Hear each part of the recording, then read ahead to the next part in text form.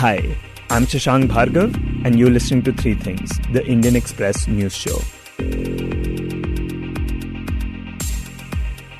Yesterday, the results of the 2022 assembly elections were announced. And in more ways than one, these results were historic.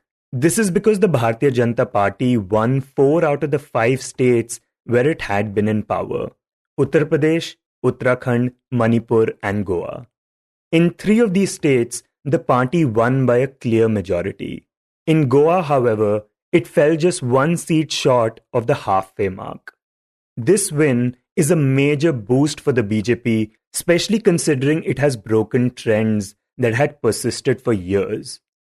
But it's not just the Saffron Party that made history yesterday. The other party that has emerged victorious in these elections is the Aam Aadmi Party, which completely swept the Punjab elections by winning 92 out of the 117 seats.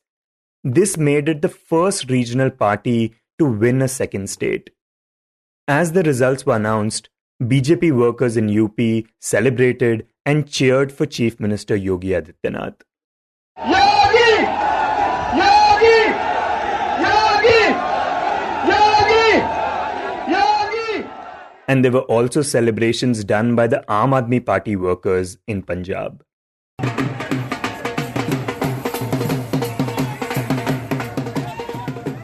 Later in the evening, we also heard from Prime Minister Narendra Modi, who lauded the BJP workers for ensuring the BJP's victory in these states and said that these election results will decide the results of 2024.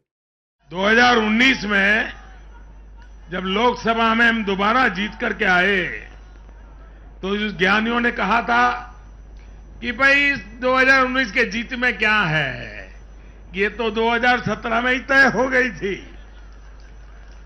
क्योंकि 2017 में UP का result आया था।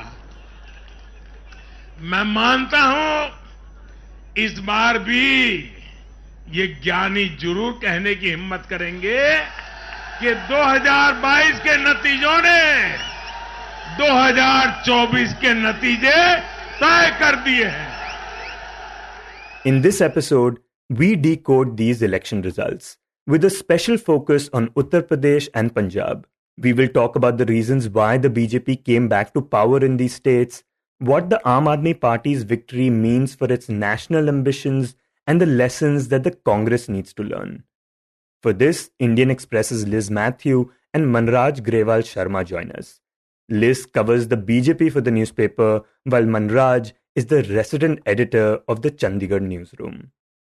So we are recording this at around 8 p.m. on Thursday, but pretty early on in the day, it had become clear that the BJP was coming back to power in UP, Goa, Manipur, and Uttarakhand. And the Aam Aadmi Party was going to sweep Punjab. And this is something that the exit polls had predicted as well. Now we'll talk about UP first. This is the first time since 1985 that a ruling party will return to power in the state. In the previous elections, the people in the state have always voted a different party to power. Liz, what is the reason that the BJP was able to change that trend? So this is one new phenomena. The BJP says it is because of its welfare politics and also because of the good governance record it had. That has actually helped the BJP to create a positive feeling among the voters that their law and order situation in the state, Yogi Adityanath kept talking about it, Prime Minister Modi kept talking about it, Amit Shah kept talking about it, and the delivery mechanism of the welfare measures, whether it is the housing scheme for the poor or the free ration, it kind of managed to reach out to a larger section of population, breaking the caste barriers and the religious lines, that these two help the BJP to create that trust among the voters. And Liz, you talk about its record on crime. Now, BJP has been accused of targeting the minority communities disproportionately when it comes to crime. Did that play into the results of this election? Of course, because as we know, in Uttar Pradesh, elections are like the caste and religion. It really play a role. Maybe BJP, and even though, at peripherally it will look like a victory of BJP because of its good governance record. But, undertone of this law and order slogan which they were talking about, if you look at the record, it is mostly anti-Muslim propaganda that has been working. Although BJP did not use any of those religious or communal lines in their propaganda or in their promotional videos or something, at the local level it was much talked about.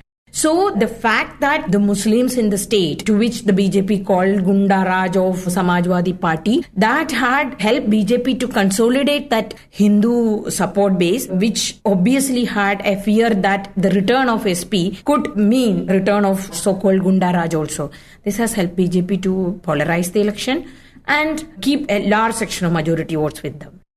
भाइयों बहनों, ये वही उत्तर प्रदेश है जिस उत्तर प्रदेश में हर दूसरे दिन एक बड़ा दंगा होता था।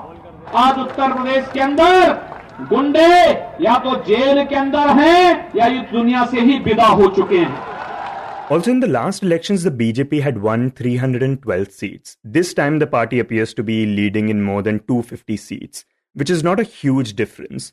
But a lot of huge things have happened in between these two elections. There has been the pandemic, unemployment has been high, there were issues of the three contentious farm laws, and there seemed to be anger regarding these issues. But why is it that this didn't translate into votes for the opposition?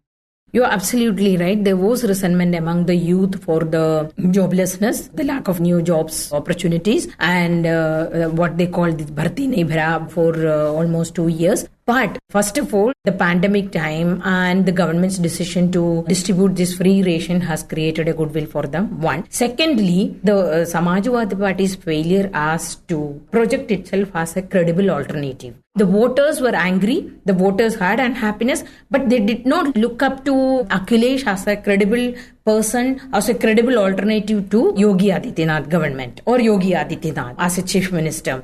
That trust quotient deficiency, I think, which led to BJP's emergence as a very credible party in the state. Right, and even though Samajwadi Party is way behind the BJP, its vote share has increased from last time. So talk about that a bit. And also, is Samajwadi's past essentially affecting a lot of its present?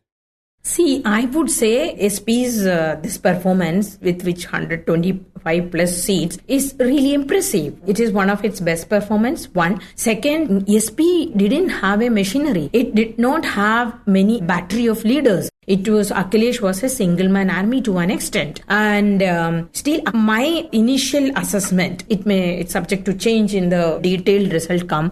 I think to an extent, not just that he consolidated the Muslim Yadav votes, which stood by it very solid, he has managed to put up a non-Yadav OBC face also in the election because it fielded many Rajbars, Mauryas, Kurmis, and he could cash in on the resentment among them. UP politics is whatever you say, it is still on caste lines. So the certain caste will be upset with you. It doesn't have that Hindutva identity thing when it comes to caste barriers and all. Narendra Modi is one person who could actually transcend that barriers, but not others could.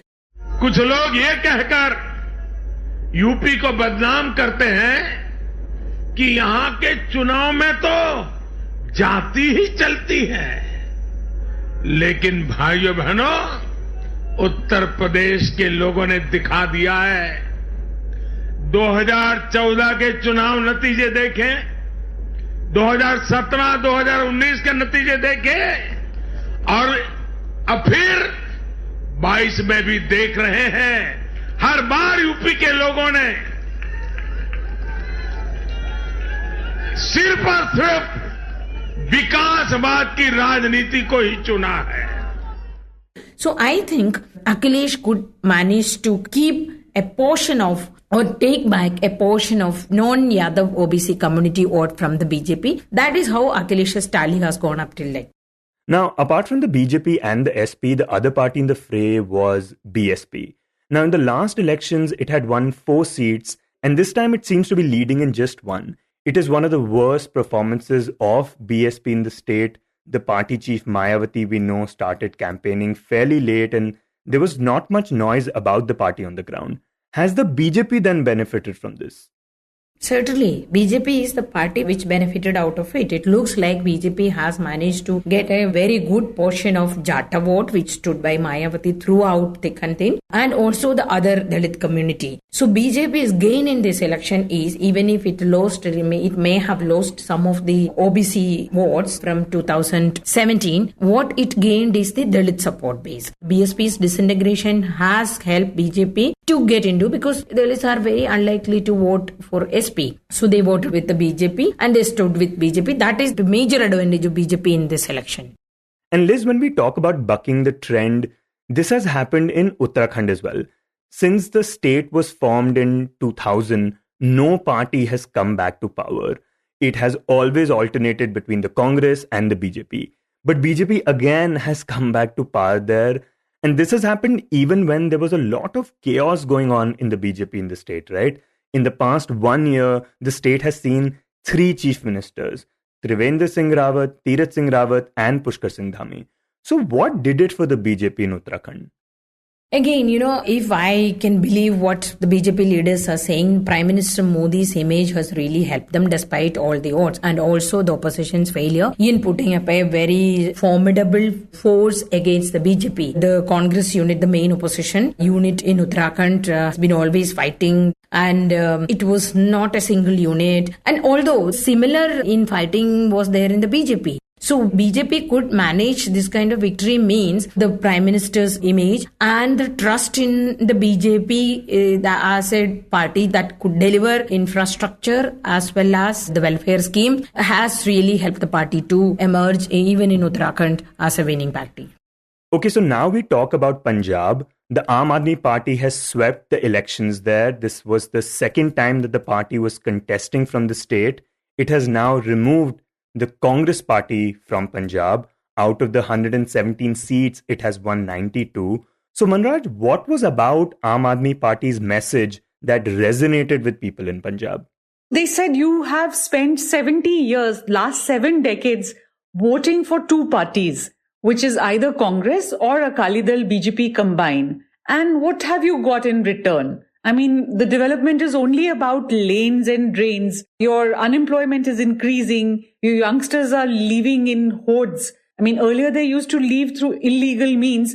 Now they go out to study. There are very few people who want their children to remain in Punjab after class 12th. The flow of drugs hasn't stopped despite Congress promising to wipe the scourge from the state. And there is a crisis in agriculture. So Punjab is in a decline. And all of this is because your 2 parties could not do enough for your development. So give us one chance. That is what Kejriwal said, ek mauka, Kejriwal or Bhagwant Mann ko. So see how we work. And for that, what they did is they said, here is a Delhi model of development. You have seen us work in Delhi. Come to Delhi. See how we've revamped the health infrastructure, the education, how people don't have to pay much for power, water, how they make great savings every month. And we will do the same here.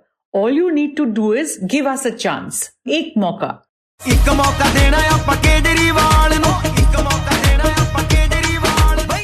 And in particular, when you talk about Kejriwal's promise of free electricity, this is something that must have resonated with a lot of people in Punjab, considering the power crisis, right? Absolutely. The power tariff was very high in Punjab as compared to the neighboring Haryana and Himachal Pradesh and even the Union Territory of Chandigarh. So although Channi had reduced it, the former Congress chief minister, but the fact is that people hadn't started getting the revised bills. There were several parts where they had got it, and there was this distrust, the popular, distrust with the ruling party that they may slash the bills now, but once they come back to power, they will raise them, they'll jack them up again. Whereas Kejriwal was an unknown entity and he was promising to make good on his promises, giving the Delhi example. So Manraj, apart from the anti-incumbency and the issues that the state has been facing, the Congress party also saw a lot of infighting in the past few months, which also led to the former Chief Minister Captain Amrinder Singh resigning from his post. How much did that affect things for the Congress? I think it just added to the whole narrative of Kejriwal saying that you can't trust these parties and they are inefficient. Because when Congress, which was ruling the state, when its own leaders, it's right from a senior leader like Navjot Singh Sidhu, when they themselves were going out of the way to criticize their own government, this began sometime in April last year, then it just gave more weight to Kejriwal's charges against the government. Because when people within the government itself were targeting their own government, it made people believe that whatever he was saying was right. And it gave a lot of ammunition to the opposition, which was largely Kejriwal. So there was a lot of infighting. And infighting was to this extent that they called their own government corrupt, which was a big issue. ਵੀ ਇੰਨੇ ਬੰਦੇ ਆ ਕਰਦੇ ਸੀ ਤੇ ਚੋਰੀ ਕਰਦੇ ਸੀ ਤੇ ਉਹ ਸੁੱਤਾ ਪਿਆ ਸੀ ਜੇ ਉਹਨੂੰ ਇਹ ਦਿਖਦਾ ਸੀ ਵੀ ਚੋਰੀ ਹੋ ਰਹੀ ਹੈ ਉਚਿਤ ਨੂੰ ਜਾਣ ਕੇ ਉਹਦੇ ਤੇ ਅਮਲ ਨਾ ਕਰਨਾ ਇਹ ਬੁਜ਼ਦਲੀ ਹੈ ਕਾਇਰਤਾ ਦਾ ਆਭਾਸ ਹੈ ਕਾਇਰ ਸੀ ਉਹ ਕਾਇਰ Because here was Bhagwant Mann, the CM face of AAP, who does have a very clean reputation. So on the one hand, you have Congress, where the PPCC chief himself is saying that things are not right. There is mafia raj here. Then the chief minister you oust, Amrinder Singh, he goes out raging against the party. He tells everyone that I have a dossier of all my MLAs doing illegal sand mining. So all of that compounded. And I think it worked very well in favor of AAP. And this is the first time that the Aam Aadmi Party will head a full-fledged state. I mean, it is in power in Delhi right now, but for example, in Delhi, the police isn't under the control of the party. So with this win, what challenges is the AAP likely to face in Punjab? Yeah, this is going to be a very interesting time for AAP as well, because Punjab has got a very strong bureaucracy. And what has happened is during the dark decade of militancy, bureaucracy got a lot of power because we had governors rule, we had presidents rule for about 5 years. So all of the administration was manned by the bureaucrats. And even now, when you compare the official dam in Punjab to the other states, they do have a different attitude and more power, if I can say that. So they will have to figure out how to work in tandem with them. And that will be interesting. It will be interesting to see who gets the upper hand. Whether it's the bureaucrats who dictate our leaders, who also happen to be newbies. Most of them don't have any administrative experience as such. There are a lot of first-timers. They've never really been a minister, and some of them may have been councillors, but they haven't really governed a state, so to say. I mean, even your CM face, he's an MP, all right, but we don't really know about his governance capabilities. And Liz, what do you think it means for the party's national ambitions? It will definitely raise the party into a new pedestal in the sense now it is the first regional party in the history of India to win a second a second assembly. That is there, and also that after this Mamata Banerjee's emergence in the national picture has come up after her TMC's victory in West Bengal. She did not have anything beyond that. But now in the new coming days, we will see there is election in Himachal Pradesh and Gujarat also, where also Aam Aadmi Party would definitely go and try their luck. It might get some vote, if not seats, which will make another step closer to its status as a national party. And when the 2023 is born, Kejriwal will be the one who is hogging the limelight in the opposition space, because with the disintegration and the weakening of the Congress further, that opposition space is opening up. And here the leaders are taking over, like Mamata Banerjee or Stalin or Telangana Chief Minister K. Chandrasekhar Rao is taking that because there is no one. So with this kind of election victories, obviously Kejriwal will be there, and Kejriwal will be one leader to kind of a force to reckon with in the opposition space. We cannot say that he can be pitched against Narendra Modi, because to be pitched against Narendra Modi or BJP at the national level, you need to have at least 100 seats in the Lok Sabha seats, or at least to be a main force or a force to be reckoned with, even to be in the second place, at least in 100 to 200 seats. As long as it is not there, you cannot pitch yourself against Narendra Modi at national level. But of course, you can claim the space in the opposition and keep others, or others can rally behind him. That is a possibility and a prospect for him. So basically right now, when it comes to the opposition leaders, Kejriwal is the next star after Mamata Banerjee's victory. It will naturally be, because he made such a magnificent victory in a state like Punjab. It's not like a city state like Delhi. And also, like I said, his prospects of going to other states and making significant growth and significant emergence is like very strong than compared to other parties. Punjab के नतीजे बहुत बड़ा इनकलाब है, बड़ी बड़ी कुर्सियां हिल गई हैं आज पंजाब के अंदर। बड़े बड़े षड्यंत्र किए इन लोगों ने। अंत में ये सारे इकट्ठे होके बोले केजरीवाल आतंकवादी है। आज इन नतीजों के जरिए जनता ने बोल दिया, देश की जनता ने बोल दिया, केजरीवाल आतंकवादी नहीं है, केजरीवाल देश का सच्चा सपूत है। Okay, so now this is the larger question about the Congress party. Manraj, what lessons can the party learn, at least in Punjab? The biggest lesson it should take from this defeat is to present a united front. It was so badly splintered in the last couple of months, and all the squabbling happened in public. They made a public spectacle of themselves. So they have to present a united front, and they can't let one person hijack the agenda of the entire party. They'll have a lot of soul searching to do because they made several mistakes. One is when there was this rebellion brewing in the party, the High Command should have been here right at the beginning to ask, you have these 77 legislators, you can sit them down and you can decide what to do next. I mean, if you feel they are so strongly against the Captain Amarinder, you could have acted earlier. When it comes to the legislators in Punjab and the High Command, there is a huge gap. It seems not everybody gets the access to High Command. And it seems there are several layers between them, because what was so evident to anybody who was reading the papers or even who was going to the social media, it seemed the High Command was totally unaware of. That is the gap they will have to bridge. They will also have to revamp their image of not being a corrupt party who allows the mafia to get away with revenue leakage from, say, liquor, from sand mining, because these are the charges that were leveled by their own party men. So they will have to do a lot of house cleaning. And it will also have to do something about Navjot Singh Sidhu. Yes, he has lost now, and his wife had said, we had a flourishing career in the entertainment industry and we left everything. My husband left everything to come here. And if we don't make it this time, we will say goodbye. And as for AAP, it has a great canvas in Punjab because there are so many things that are wrong at so many levels, be it agriculture, be it industry, be it jobs, education, health. So if AAP really puts all its might into making a difference here, it will have a model to show the rest of India. And you will have Punjabis themselves being its biggest ambassador.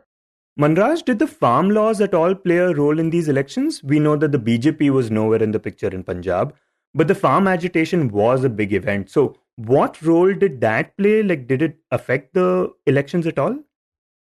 Farm laws per se did not play a role. They were repealed and everybody was happy about the fact that the year-long agitation had made the Prime Minister repeal the laws. But what the farm agitation did do is it gave us a very discerning voter, a very questioning voter. So the voter started asking questions like, is development limited only to lanes and drains? Shouldn't you be paying more attention to industry? Shouldn't you be paying more attention to education or to health? So in that way, they did change the political narrative.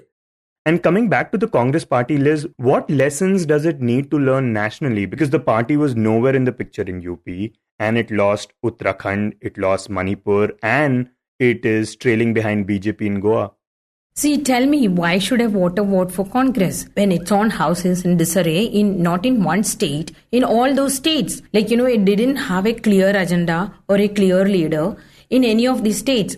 Here in Uttarakhand, Harish Rawat wanted to go back to the state and put the house in order, which he was not containing and controlling things in Punjab, where also it failed, where it was in power, it had a chance, like Manraj had just told you, like it itself had spoiled its chance. So then in Uttarakhand also, although like he was not even declared as the chief ministerial candidate, so that uncertainty, that ambiguity in those the leadership, then the voters are, like Manraj just mentioned, they're more discerning and they want a clear clarity in. We have seen it in the other elections, like last year when we were covering Kerala elections, there also Congress's problem was who is going to be a CM candidate. You don't have a face. So the same thing, like even if the party has a very strong organization and a network at the ground, when you don't have a clarity on the leadership, it happens. So in Goa, it is the same. In Manipur, it's the same. Half of the party leaders were going to other parties, walking over to the other parties. In Punjab, Manraj just explained what happened. So it's like voters, when they have a choice, why shouldn't they vote? And they looked at BJP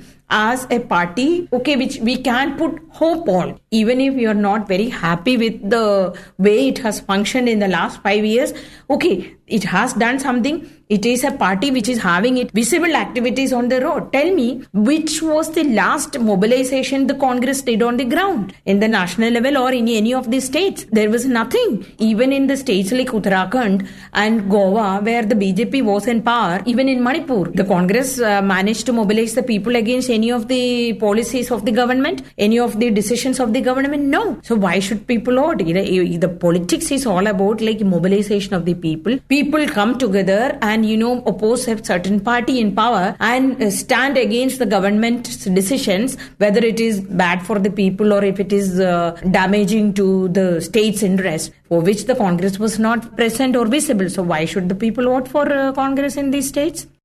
Right, and also we are not going to get too much into the specifics of Manipur and Goa elections, but is there anything that stood out for you in the BJP campaigns in these two states?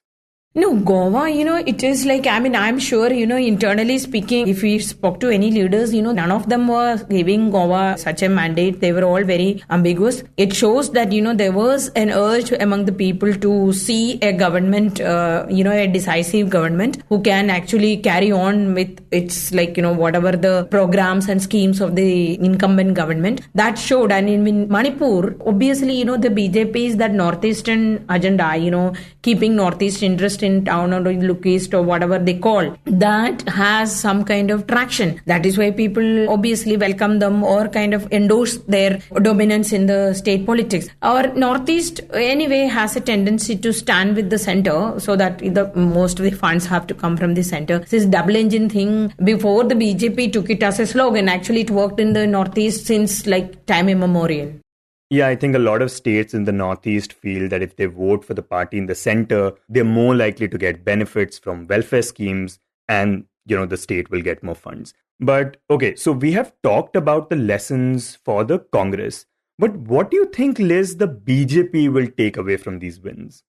See, for BJP, it is the first time that a pro-incumbency factor, which they call now, is in place now. And now the BJP has emerged as a stable, very strong national party and only national party. When it look at the number, the Congress is weakening further because there is no other party which has a presence in almost all the states in the country. And Congress is the main opposition, where once the Congress is fading, obviously it is the BJP keep on continuing its march to its peak. Obviously everyone thought that the peak has come and the party is going to be ebb, but it is not happening. That shows that, the BJP, definitely the party sees it as a step closer to 2024 victory. And how do you think it's going to shape what the BJP is going to do in the next few years? See, one significant factor will be the focus on the welfare politics. Also, BJP is not that much of a party which really want to focus on the welfare scheme. The situation, the atmosphere is so conducive for a welfare politics in the country. One BJP leader was saying actually all across the world it is playing. So obviously the focus will be on that. And the BJP has managed to mobilize this Labharti, which is the beneficiaries. So that had emerged as a separate vote bank for them. Basically, these are the set of voters who have benefited from the welfare schemes of the BJP. Yeah, the Bharatis as well as women. These two vote banks have come up for BJP now. So they will be focusing on that, both women and the beneficiaries. Okay, so this is my last question to both of you. I'll start with you, Manraj. As a journalist who has been covering politics for so many years, is there anything that surprised you about these elections?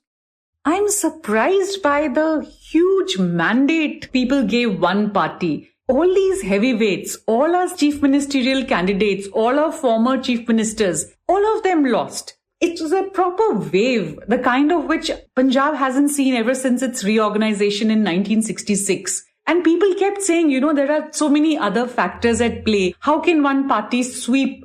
They would say, how can one party sweep Malwa? Malwa has 69 seats, but AAP got 65 of the 69 seats. Liz, what about you? No, I wanted to talk about, it's not a surprise or something. What I am curious for the coming days in the BJP's internal equations, how it is going to reshape. Because, it is the first time, since 2014, when BJP came into power with a splendid majority, we have seen the regional satraps in the BJP have kind of gone away. And, it is a centralized party. Now, for the first time, a chief minister under this post-Modi and Shah has emerged as a very powerful leader. See, this is the first time chief minister is getting mandate for himself. If you look at the top leadership of the party, except Modi, nobody got a mandate for himself. Now Yogi has got that, and Yogi will be equivalent to or kind of immediately after Narendra Modi when it comes to as a sought after personality or a leader for election campaign. This used to be Amit Shah. Now Yogi has come up. So how is it going? It will have its ramification in the internal power equations in the party. How it is going to be played out. It is something that any political observer who's watching BJP would be interested and keen to know. You were listening to Three Things by the Indian Express. Today's show was written and produced by me, Shashank Bhargava, with help from Damini Jamin, and was edited and mixed by Suresh Pawar. If you like the show, then do subscribe to us wherever you get your podcasts. You can also recommend the show to someone you think will like it, share it with a friend or someone in your family. It's the best way for people to get to know about us. You can also tweet us at Express Audio and write to us at podcast@indianexpress.com.